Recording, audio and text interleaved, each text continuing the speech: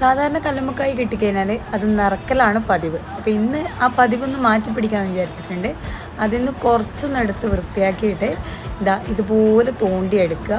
എന്നിട്ട് നമുക്കൊന്ന് വരട്ടിയെടുക്കാം.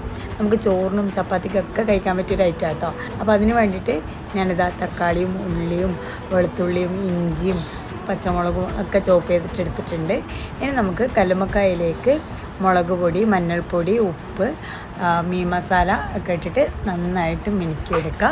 ഇനി കുറച്ചധികം വെളിച്ചെണ്ണ ഒഴിച്ചിട്ട് അതിലിട്ട് ഫ്രൈ ചെയ്തിട്ടെടുക്കുക. ജസ്റ്റ് ഒന്ന് ഫ്രൈ ചെയ്താൽ മതി, ഒരുപാടങ്ങ് ഉണക്കിയെടുക്കണ്ട.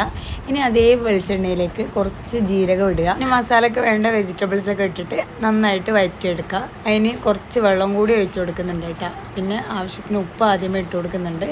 അതും ഇട്ട് കുറച്ച് മല്ലിപ്പൊടിയും ഇട്ട് കുരുമുളക് പൊടിയും ഇട്ട് കറിവേപ്പില, മല്ലിച്ചപ്പ് ഒക്കെ ഇട്ടിട്ട് മീഡിയം ടു ലോ ഫ്ലെയിമിൽ അടച്ച് വെച്ച് കുക്ക് ചെയ്യും. നമ്മളെ കല്ലുമ്മക്കായ് വരട്ടിയത് റെഡി.